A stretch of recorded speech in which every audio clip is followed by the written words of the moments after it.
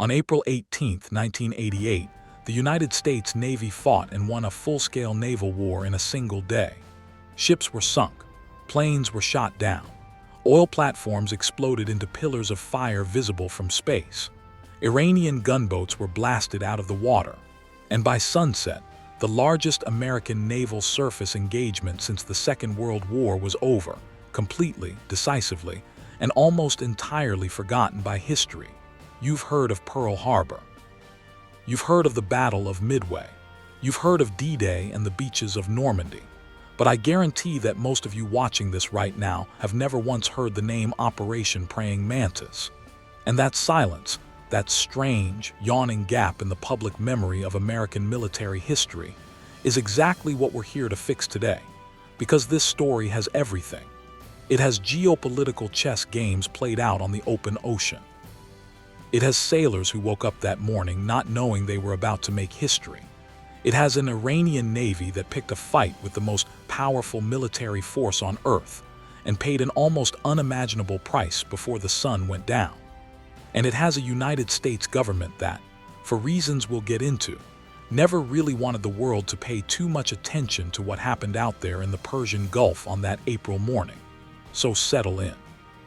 Because for the next hour, we are going to walk through every single piece of this story, the politics, the strategy, the ships, the men, the explosions, the chaos, and the aftermath, in a way that will make you wonder why this isn't taught in every history classroom in America. Let's go back to the beginning. To understand Operation Praying Mantis, you have to understand the world that created it. And that world was one of the most dangerous, complicated, and underappreciated conflicts of the entire Cold War era, a conflict known as the Iran-Iraq War. It started in September of 1980. Saddam Hussein, the iron-fisted dictator of Iraq, ordered his armies to cross the border into Iran. His reasons were a tangled web of territorial ambition, ethnic tension, and most importantly, fear. Iran had just gone through a revolution. The Shah had been overthrown. Ayatollah Khomeini had taken power, and Khomeini was already broadcasting his intention to export his Islamic revolution to neighboring countries, including Iraq. Saddam wanted to crush that threat before it grew. He also wanted Iran's oil-rich Khuzestan province, and he calculated that Iran, still reeling from its revolution, its military officer corps purged and disorganized, would collapse quickly. He was catastrophically wrong. What followed was 8 years of some of the most brutal, grinding, horrifying warfare the world had seen since the trenches of the First World War. Poison gas was used. Human wave attacks were launched. Cities were shelled into rubble. Casualty estimates for the entire conflict range from 500,000 to over 1 million dead. And the Persian Gulf, that narrow, strategically critical body of water, became a battlefield in its own right. Both sides understood that oil was the lifeblood of their war effort. Iraq needed to export oil to fund its military machine. Iran needed the same, and both sides began attacking each other's oil infrastructure and the tankers that carried that oil through the Gulf. This phase of the conflict became known as the Tanker War, and it was absolutely vicious. Iran, in particular, developed a strategy that was both clever and ruthless. Unable to match Iraq's conventional military power directly, the Iranians turned to asymmetric tactics in the Persian Gulf. They used silkworm anti-ship missiles. They used speedboats packed with weapons and revolutionary fervor. And they used mines. Simple, ancient, horrifying devices. Metal shells packed with explosives, anchored beneath the surface of the water, waiting for a ship's hull to brush against them. The Iranians seeded the Persian Gulf with these things like a farmer sowing a field. And they didn't just target combatants. They targeted neutral shipping, because disrupting the global oil supply was itself a strategic weapon. Now, the United States had been watching all of this with growing alarm. America wasn't officially in this war. Officially, Washington maintained a kind of uneasy neutrality, although in practice, the Reagan administration had been tilting toward Iraq, providing intelligence, agricultural credits, and diplomatic cover. The reasoning was coldly pragmatic. Saddam Hussein was a monster, but he was a secular monster, and Khomeini's revolutionary Iran was seen as the more dangerous long-term threat to American interests in the region. But the tanker war began threatening something the United States could not ignore: the free flow of oil through the Persian Gulf.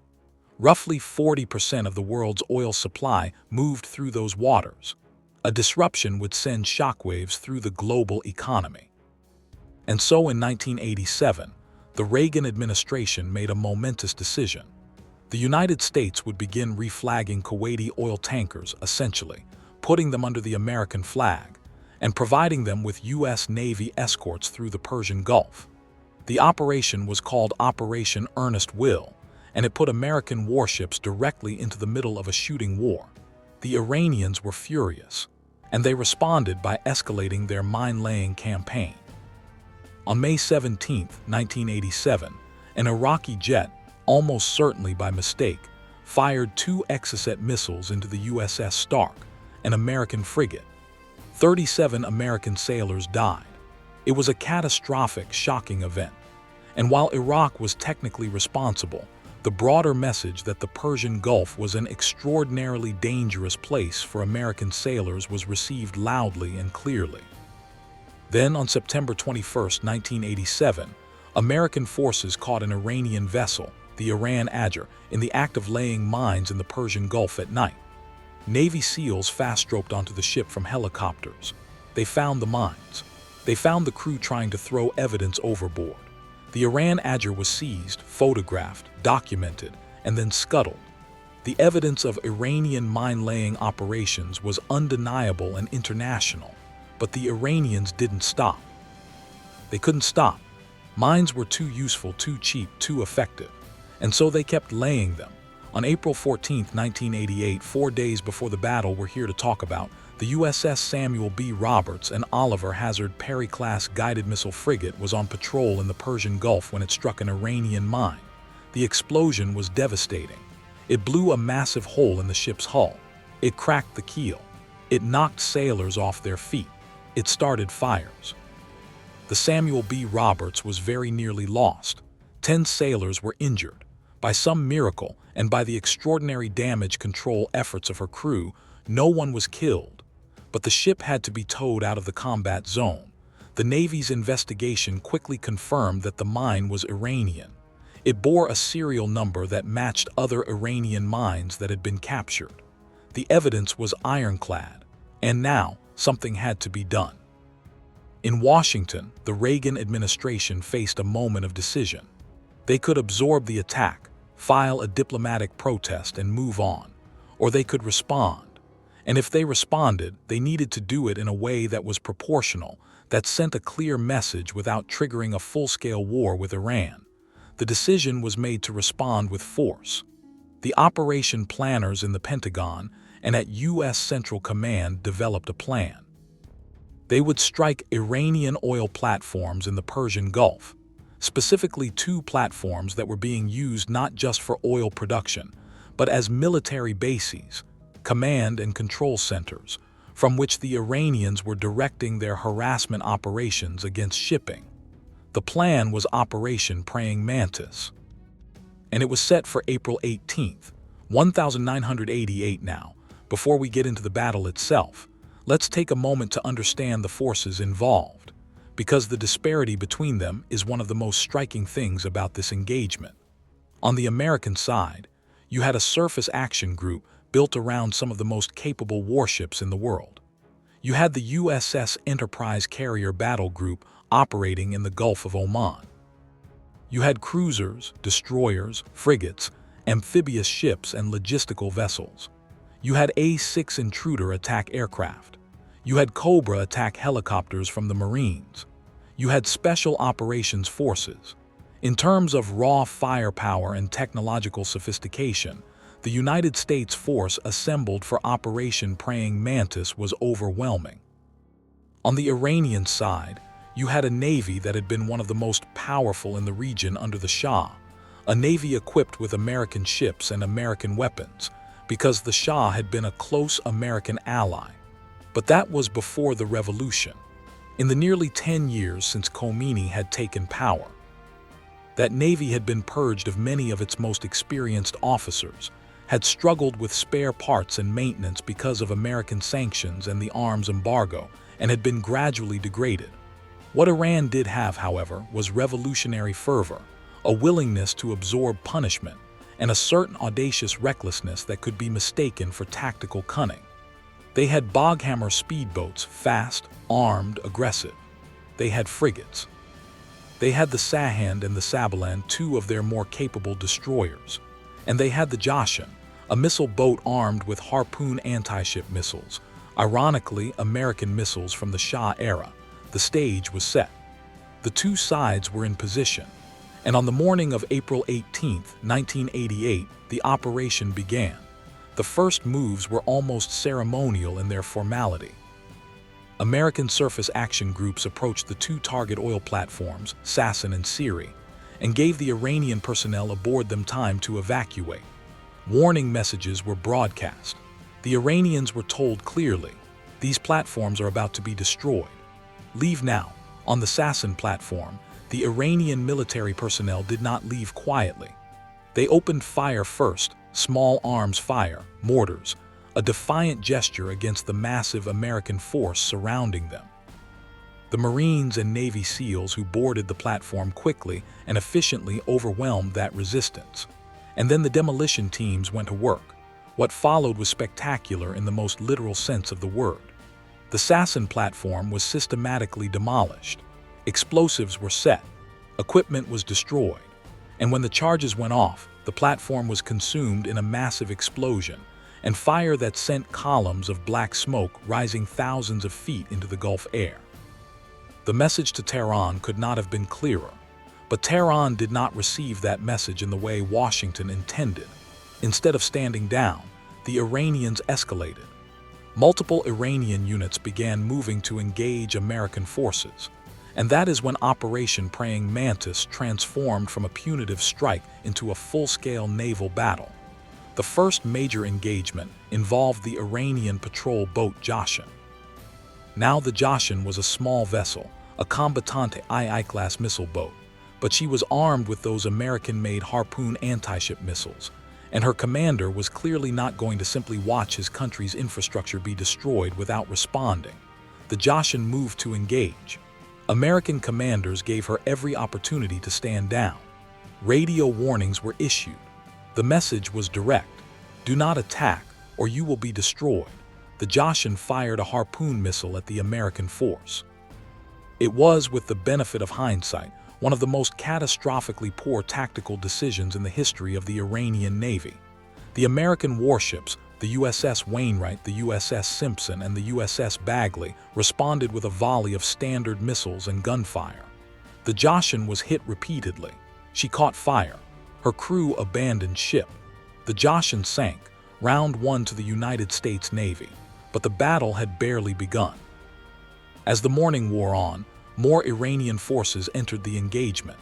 From Abu Musa Island, Iranian gunboats, the Boghammer speedboats, began attacking neutral shipping in the area. They hit a Pakistani merchant vessel. They attacked a Panamanian tanker. These were the kinds of operations the Iranians had been conducting throughout the tanker war, harassing neutral shipping to disrupt oil exports and demonstrate their ability to threaten the Gulf's lifelines. But today, they were doing it with United States Navy aircraft overhead. A-6 intruder attack aircraft from the USS Enterprise were vectored in. The Boghammers had been hunting prey they thought was unprotected. Instead, they found themselves staring up at American Navy attack jets. The aircraft made attack runs with Rockeye cluster bombs and rockets. The speedboats were destroyed or driven off. The survivors scattered toward the Iranian coast. It was a scene almost beyond comprehension. Iranian Revolutionary Guard speedboats being obliterated by carrier-based aircraft in a battle that most of the world would never even hear about. But the main event was still to come. The Iranian frigate Sahand had put to sea. She was one of Iran's most capable surface combatants. A Vosper Mark V class frigate, British-built, displacing around 1,500 tons, armed with a 4.5-inch gun, anti-ship missiles, and anti-aircraft weapons. Her commander put her on an intercept course toward the American Surface Action Group. What happened next was a masterclass in the overwhelming superiority of American naval firepower. In 1988, A-6 Intruder aircraft from the Enterprise attacked the Sahand with Harpoon anti-ship missiles and laser-guided bombs. The hits were devastating. The Sahand was struck multiple times. She caught fire. Her ammunition began cooking off, secondary explosions ripping through the ship as her own weapons detonated in the heat of the fires burning through her decks. Then came more aircraft, more missiles, more bombs. The Sahand was being systematically destroyed. She fought back. Her crew, to their credit, kept firing even as the ship burned around them. Anti-aircraft weapons blazed away at the circling American jets, but the battle was hopelessly one-sided. The Sahand was struck again and again, and finally she slipped beneath the surface of the Persian Gulf. Scores of Iranian sailors went with her. The Iranian frigate Sabalan, the Sahand's sister ship, also ventured out. Her commander apparently intended to avenge what was happening to the Sahand. She too was attacked by A-6 intruders. A single laser-guided bomb dropped directly into her smokestack. The Sabalan was left dead in the water, a burning, crippled hulk. And here is where the story takes a genuinely fascinating turn.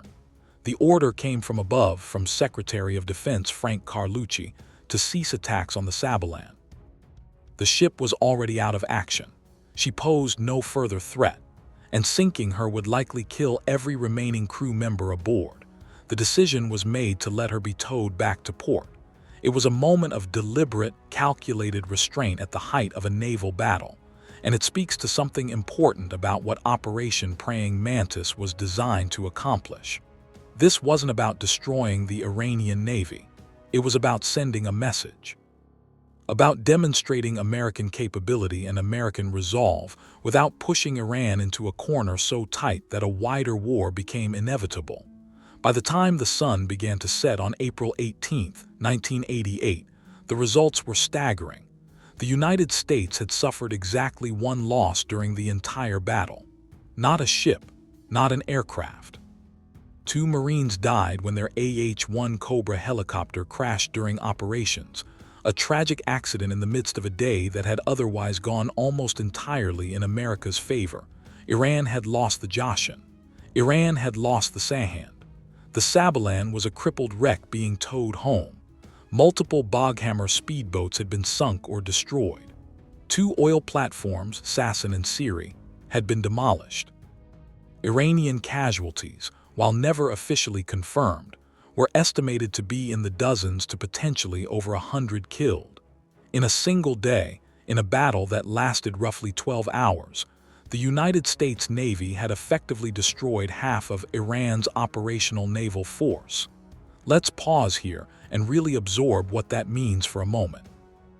We're talking about a battle that, in terms of the number of ships sunk and the scale of the engagement, was the largest American surface naval battle since the Second World War, since Leyte Gulf, since the campaigns in the Pacific that define the popular imagination of American naval history. And yet, almost nobody knows it happened. Why? That question deserves a serious answer. Several answers, actually. First, there's the political context.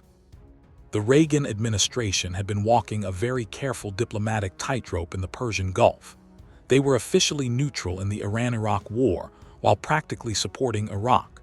They had just been burned by the Iran-Contra scandal. The revelation that officials in the administration had been secretly selling weapons to Iran, the very country they were now fighting, in violation of the arms embargo, and using the proceeds to illegally fund Nicaraguan rebels. The Iran-Contra affair had been a political catastrophe. The last thing the Reagan White House wanted was to draw more attention to anything involving Iran, so Operation Praying Mantis was acknowledged. It had to be, given the scale of it, but it was not exactly trumpeted. There were no ticker-tape parades. There was no declaration of victory from the Oval Office. The administration confirmed that the operation had taken place, issued a measured statement about proportional response to Iranian aggression, and then did everything in its power to move on as quickly as possible. Second, there's the matter of timing. Operation Praying Mantis took place on April 18, 1988. In July of that same year, just 3 months later, the USS Vincennes, an American cruiser operating in the Persian Gulf, shot down Iran Air Flight 655, an Iranian civilian passenger aircraft. 290 people died. The Vincennes incident was a massive international controversy, one of the most serious incidents in American naval history, and it completely overshadowed everything else that had happened in the Gulf that year in the public consciousness. Flight 655 became the story that people remembered about American naval operations in the Persian Gulf in 1988. Praying Mantis faded into the background. Third, and this is perhaps the most complex reason, there's the matter of what it means for a superpower to celebrate too loudly when it defeats a significantly smaller adversary. The optics of the United States Navy spending an entire day sinking the ships and destroying the infrastructure of a country with maybe a fraction of America's military budget is complicated. Victory is victory, but there's a certain quality of restraint in how democracies tend to process these engagements. But here's the thing. Here's what the historians and the naval strategists will tell you. Operation Praying Mantis was not just a military engagement. It was a strategic turning point.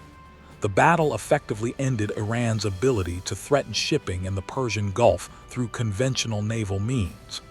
The Iranians never again attempted a direct surface engagement with American forces. The Tanker War, while it continued for a few more months, until the Iran-Iraq War finally ended in August of 1988, never reached the same level of intensity that it had before April 18th. More broadly, the battle demonstrated something profound about American naval power. The Oliver Hazard Perry frigates, the A-6 intruders, the surface-to-air and surface-to-surface missiles, the command and control systems that had been refined through decades of Cold War preparation, all of it worked precisely as designed against a real adversary in a real battle. The systems that had been developed at tremendous cost during the Cold War were validated in a hot engagement. And there is another dimension to this story that almost never gets discussed. Operation Praying Mantis took place in the context of a broader war, the Iran-Iraq War, that was nearing its end.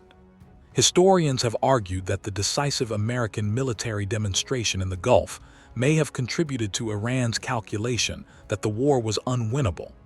3 months and 2 days after Praying Mantis, Ayatollah Khomeini agreed to accept UN Security Council Resolution 598, which called for a ceasefire. He described the decision in terms that made clear how difficult and humiliating it was. He said it was like drinking from a poisoned chalice. Now, no single battle decides a war, and the Iran-Iraq War ended for many reasons, including Iran's exhaustion after 8 years of catastrophic fighting. But the destruction wrought on April 18, 1988, cannot be entirely separated from the calculation that led Khomeini to accept the ceasefire that summer. Let's talk about some of the human stories embedded in this battle, because history is never just about ships and missiles and strategic calculations. It's about the men and women who were there. Aboard the USS Samuel B. Roberts, the ship that had been mined 4 days earlier, the ship whose damage had triggered the entire operation, the crew watched the battle unfold from a distance. Their ship was being towed toward Bahrain for emergency repairs. They knew what was happening. Some of them had access to radio communications. They knew that America was responding on their behalf. There is something deeply moving about that, about a crew that had survived a devastating mine strike, watching from a crippled ship as their shipmates went out to fight. The crew of the Samuel B. Roberts had performed extraordinary seamanship and damage control in the immediate aftermath of the mining. When the mine detonated, it knocked their ship sideways and nearly broke her keel. Fires broke out. Flooding began. The crew, many of them young sailors, some barely out of their teens, responded with a competence and a courage that their commanding officer, Commander Paul Rinn, later described with visible emotion. They saved their ship. They brought her home. Aboard the American warships that fought on April 18th, the experience was one of controlled intensity. These were professional sailors, trained for exactly this kind of engagement, but training is one thing and reality is another. Missiles do not care about training. Guns do not respect simulations. When the battle began and real weapons started flying, the emotional reality of combat would have hit every single person on those ships. The acceleration of heartbeat, the sharpening of focus, the crystalline awareness that the next few seconds and the next few decisions matter in a way that almost nothing in ordinary life can match. The pilots of the A-6 intruders were in their own world, strapped into aircraft screaming toward surface targets at high speed, releasing weapons, pulling up into the haze over the Gulf, circling, coming back around for another pass. The Iranian ships they were attacking were shooting back. Anti-aircraft fire was real. The risk was real. And yet the attack runs were pressed home with precision and professionalism. Among the Iranian sailors aboard the Sahand and the Joshan, the experience was one of almost impossible bravery mixed with almost total futility. These were men who knew, on some level, that they were vastly outmatched. The technology gap between the Iranian Navy of 1988 and the United States Navy of 1988 was not merely a matter of degree, it was categorical. Iranian sailors were fighting with equipment that had been degraded by years of war, sanctions, and lack of maintenance, against an adversary whose weapons had been refined to a razor's edge. And yet they fought. The crew of the Joshan fired their Harpoon missile, knowing full well the response it would bring. The crew of the Sahand kept their anti-aircraft guns blazing even as their ship burned and sank beneath them. There is a kind of terrible, tragic courage in that. History does not require us to agree with someone's cause or their government's decisions, to acknowledge the bravery of the individual who faces impossible odds without flinching. Now let's spend some time on the strategic lessons of praying mantis, because they are lessons that the United States Navy and military planners have been absorbing and debating ever since. The first lesson is the decisive effectiveness of air power against surface targets. The Sahand was not sunk by another ship. She was sunk by aircraft, specifically by A-6 intruder attack jets operating from the USS Enterprise, using precision-guided munitions and anti-ship missiles. The combination of carrier aviation and surface ships proved devastatingly effective. This validation of carrier-centric naval warfare had profound implications for how the United States Navy thought about itself and its role in the decades that followed. The Carrier Strike Group, the centerpiece of American naval power projection, was proven in combat in a way that had not been seen since the Second World War. The second lesson is about the value of escalation control. Operation Praying Mantis was designed to be forceful without being unlimited. The decision to spare the Sabalan, for instance, was a deliberate choice to demonstrate that the United States was not interested in annihilating the Iranian Navy, but in changing Iranian behavior. That kind of calibrated, controlled use of force is extraordinarily difficult to execute in the heat of battle, and the fact that American commanders executed it successfully says something important about their professionalism and the command and control systems they were operating within. The third lesson, and this is perhaps the most important one for students of modern military history, is about the dangers of strategic miscalculation.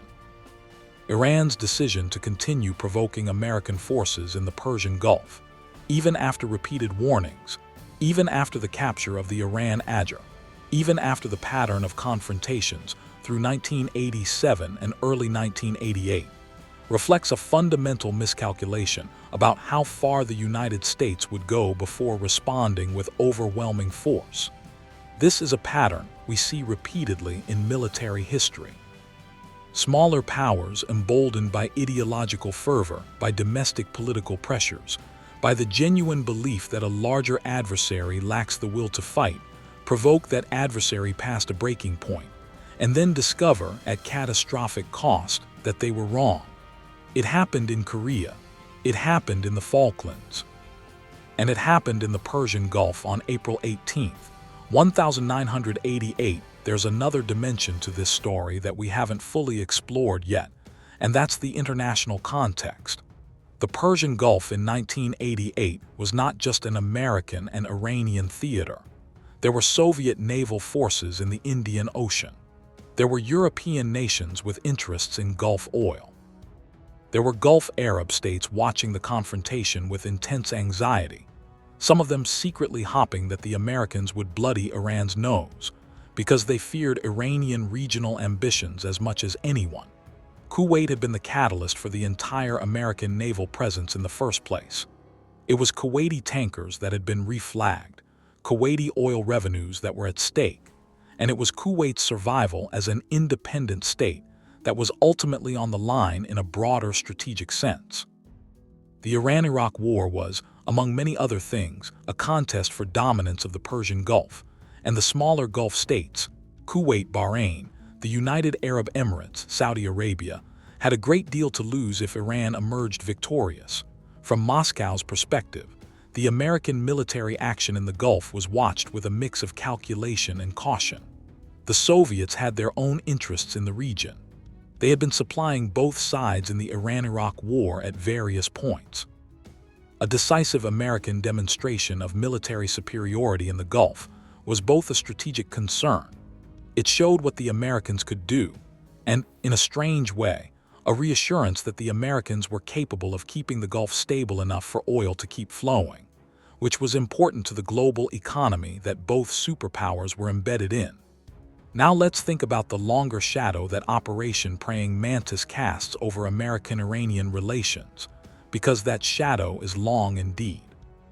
For Iran, the Battle of April 18, 1988, was a humiliation of the first order. Half their operational navy had been destroyed in 12 hours. Their oil infrastructure had been demolished.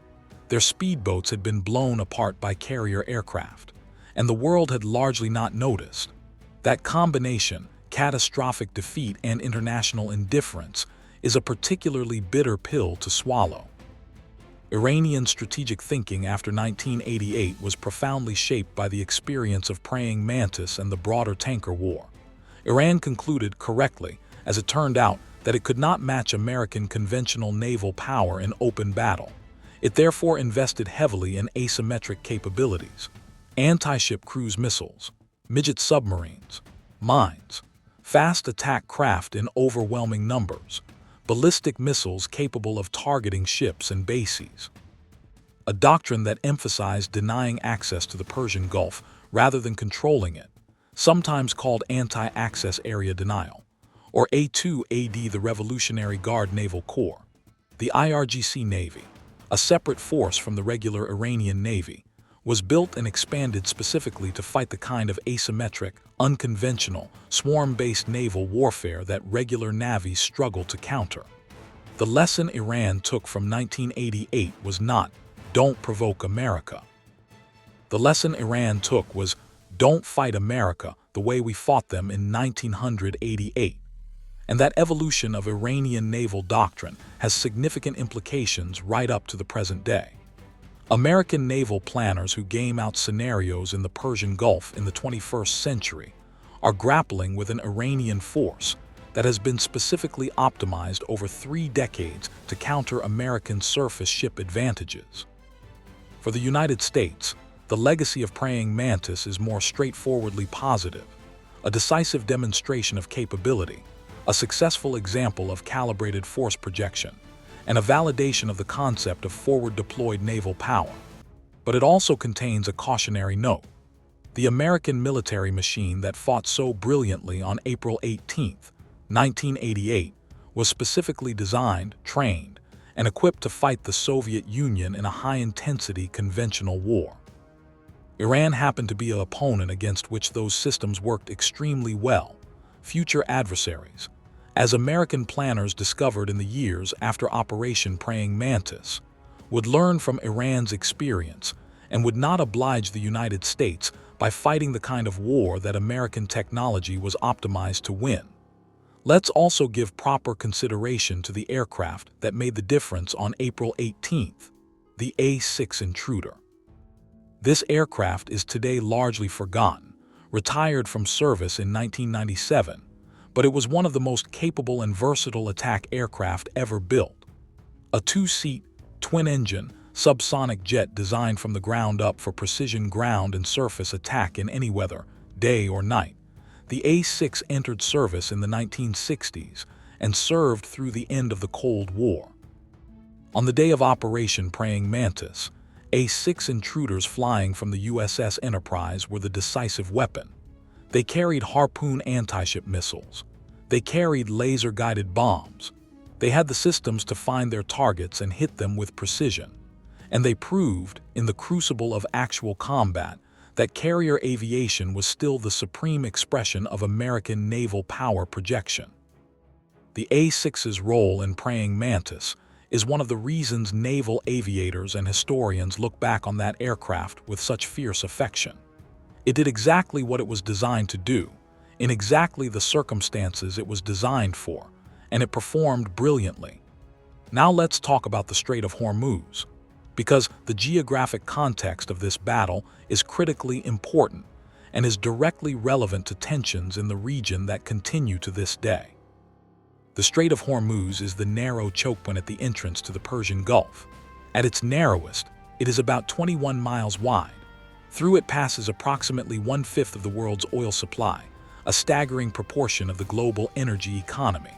Whoever controls the Strait of Hormuz has their hand on a lever that can move global markets, cripple industrial economies, and determine the outcome of wars. Iran sits on the northern shore of the strait. Oman sits on the southern shore. And the United States, since the 1970s and the first oil crisis, has maintained an unofficial but very real commitment to keeping the strait open to navigation. The Iranian strategy during the tanker war was, in part, a probe of that commitment. How much harassment could Iran inflict before the Americans decided the cost of defending Gulf shipping was too high? How many mines, how many speedboat attacks, how many silkworm missiles would it take before Washington decided to step back and let events take their course? Operation Praying Mantis answered that question. Not very much. The Americans would respond and respond decisively when they chose to engage.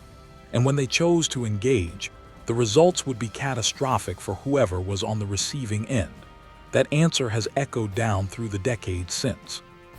Every Iranian commander, every IRGC naval officer, every strategist in Tehran who thinks about the Strait of Hormuz and about confrontation with American naval power has to grapple with the ghost of April 18th, 1988. Let's also consider what Operation Praying Mantis tells us about the men who led it. Specifically, about the naval commanders and the political decision-makers who shaped the operation. Admiral William Crowe was the chairman of the Joint Chiefs of Staff at the time. He had been one of the advocates for a measured, proportional response to the mining of the Samuel B. Roberts, a response that would punish Iran without triggering a wider war. His calibration of the operation reflected decades of professional military judgment about escalation control and the limits of the use of force. Secretary of Defense Frank Carlucci, who gave the order to cease attacks on the crippled Sabalan, was likewise operating from a framework of careful strategic calculation. Destroying the Sabalan entirely would have made no difference to the strategic outcome of the battle, but it would have added significantly to the Iranian death toll and potentially made the political aftermath more complicated. And President Reagan, who authorized the operation, was doing so at a moment when his administration's foreign policy credibility was severely battered by Iran-Contra. He needed to demonstrate that the United States could act decisively in the Persian Gulf, but he needed to do so without appearing to be picking a fight that might spiral out of control. The political and military leadership of Operation Praying Mantis threaded an extraordinarily difficult needle. They planned an operation that was large enough to be genuinely punishing, restrained enough to avoid an uncontrollable escalation, and executed with enough precision that American casualties were minimal. That's not luck. That's years of professional development, careful planning, and institutional excellence. And it deserves recognition. Now, as we approach the end of this story, let's spend a moment on the aftermath and the final act. In the weeks and months after Operation Praying Mantis, The situation in the Persian Gulf remained tense, but the nature of that tension changed. Iranian conventional naval operations against shipping largely ceased. The tanker war continued through the summer of 1988, but the character of Iranian operations shifted away from direct confrontation with American forces. Then, on July 3, 1988, 76 days after praying Mantis, came the tragedy of Iran Air Flight 655. The USS Vincennes, operating in the Persian Gulf in an area of tension, detected an aircraft it identified as an Iranian F-14 fighter and shot it down with surface-to-air missiles.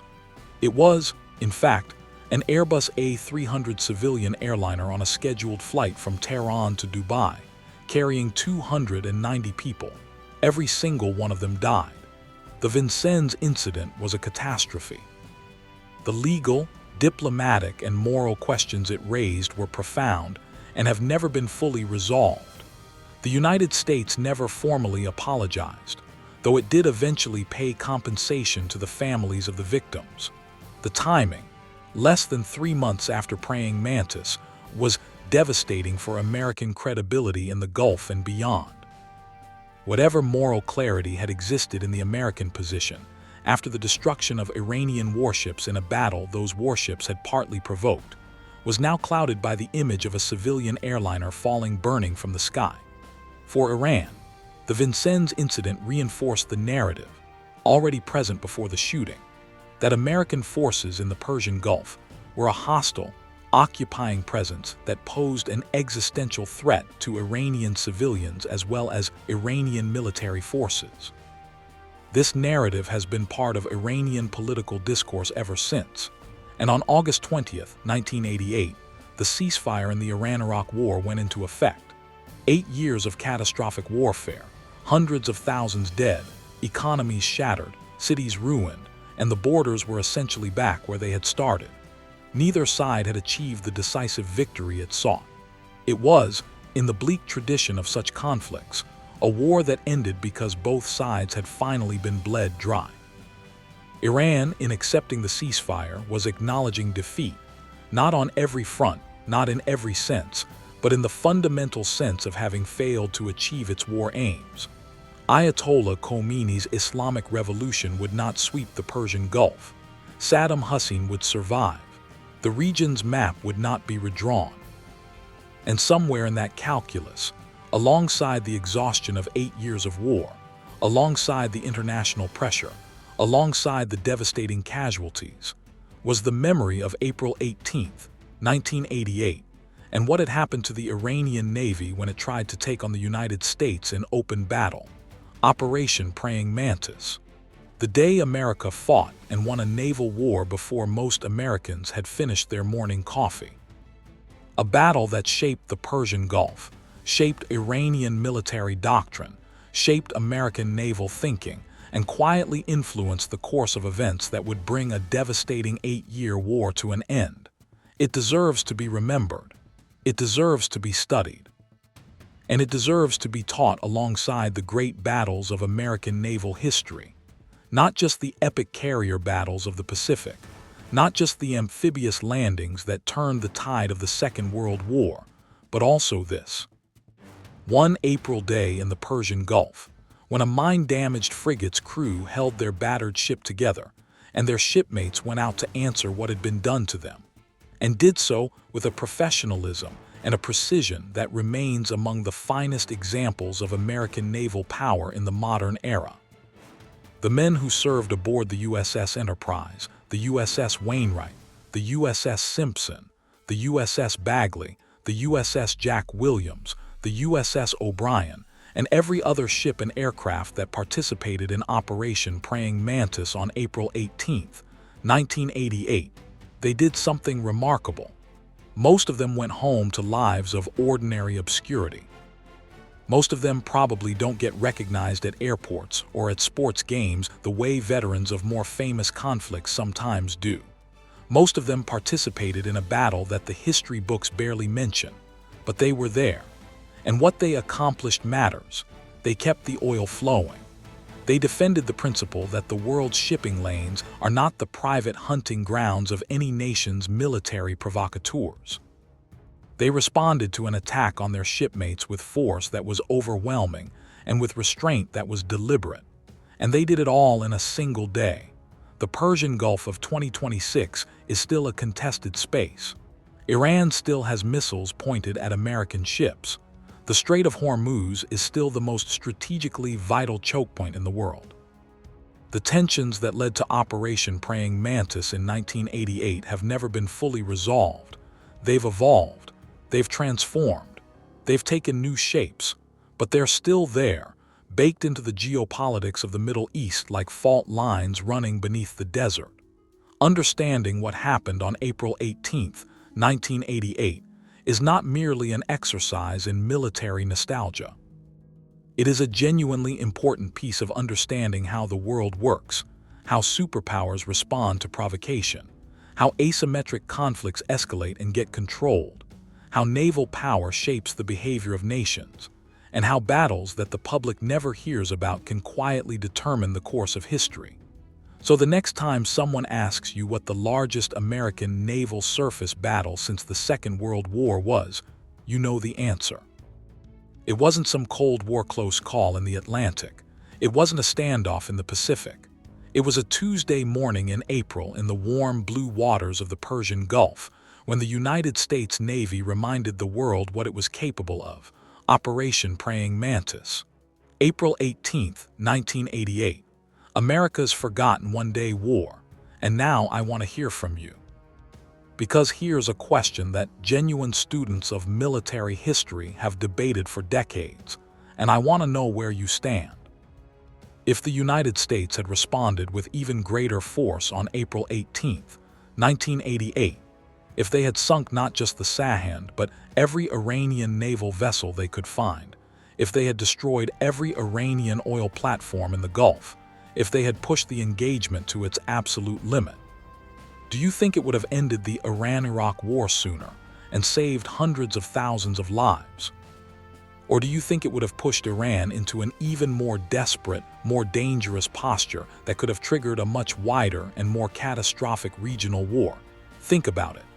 Drop your answer in the comments below. I read everything you write, and the conversation in the comments section of this channel is genuinely one of the best discussions of military history on the internet. If this video gave you something, if it filled in a gap in your historical knowledge, if it made you think about something differently, if you just found it as fascinating as I do, please hit the like button. It helps this channel more than you know. Subscribe if you haven't already, because we go deep on exactly these kinds of forgotten, underappreciated stories every single week. And share this with someone who loves history, because this is exactly the kind of story that deserves a bigger audience. Thank you for watching. I'll see you in the next one.